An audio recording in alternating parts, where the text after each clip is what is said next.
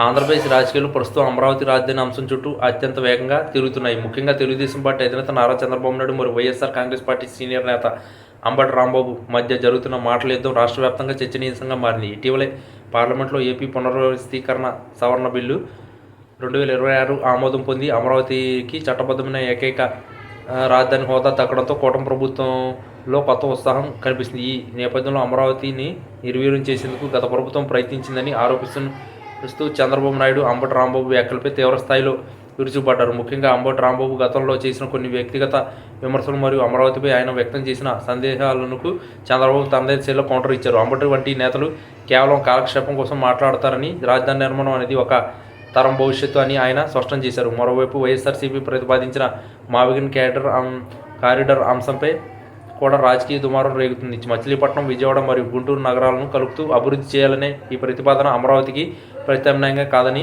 కేవలం ప్రజలకు తప్పుదోవ పట్టించడానికేనని టీడీపీ శ్రేణులు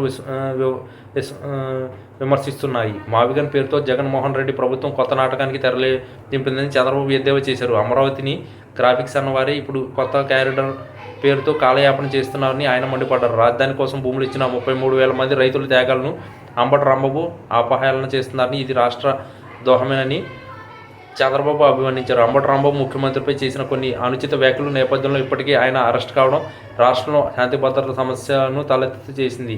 అయినప్పటికీ చంద్రబాబు తన అభివృద్ధి మంత్రాన్ని వేడకుండా అమరావతిని ప్రపంచ స్థాయి నగరంగా తీర్చిదిద్దడమే తన లక్ష్యమని పునరుద్ఘాటించారు. రాజకీయంగా చూస్తే టీడీపీ మరియు వైసీపీ మధ్య ఉన్న ఈ వైరం అమరావతి అభివృద్ధిపై ఏ మేరకు ప్రభావం చూపుతుందో ప్రభావితం చేస్తుందన్న ఆందోళన సామాన్యుల్లో ఉంది. చంద్రబాబు నాయుడు అమరావతిని గ్రీన్ సిటీగా మారుస్తారని వాగ్దానం చేస్తుంటే వైసీపీ మాత్రం అది సాధ్యం కాదని భారమని వాదిస్తుంది. అంబటి రాంబాబు చేసిన విమర్శలకు కౌంటర్గా ఇస్తూ చంద్రబాబు, మీరు ఎన్ని అడ్డంకులు సృష్టించినా అమరావతి ఇంచ్ కూడా కదలదని, పార్లమెంట్ సాక్షిగా దాని రక్షణ లభించిందని గట్టిగా చెప్పారు. మావిగన్ వంటి ప్రతిపాదనలు కేవలం రియల్ ఎస్టేట్ ప్రయోజనాల కోసమని టీడీపీ నేతలు ఆరోపిస్తుండగా, వైసీపీ మాత్రం అమరావతిలో భారీ అవినీతి జరిగిందని విమర్శలు చేస్తుంది. ఈ క్రమంలో ఏపీ రాజకీయాలు మరిన్ని మలుపులు తిరిగే అవకాశం ఉంది. అమరావతికి దక్కిన చట్టబద్ధతతో ఇకపై వైసీపీ చేసే విమర్శలు చెల్లుబాటు కావని చంద్రబాబు ధీమా వ్యక్తం చేస్తున్నారు. మొత్తం మీద అంబటి రాంబాబు మరియు చంద్రబాబు మధ్య సాగుతున్న ఈ ప్రచన్న యుద్ధం రాష్ట్ర రాజధాని భవిష్యత్తును నిర్ణయించే కీలక ఘట్టంగా మారింది. ప్రజలు కూడా ఇప్పుడు అభివృద్ధి వైపే మొగ్గు చూపుతారా, లేక వైసీపీ ప్రతిపాదిస్తున్న కొత్త క్యాడర్ను నమ్ముతారా అన్నది వేచి చూడాలి.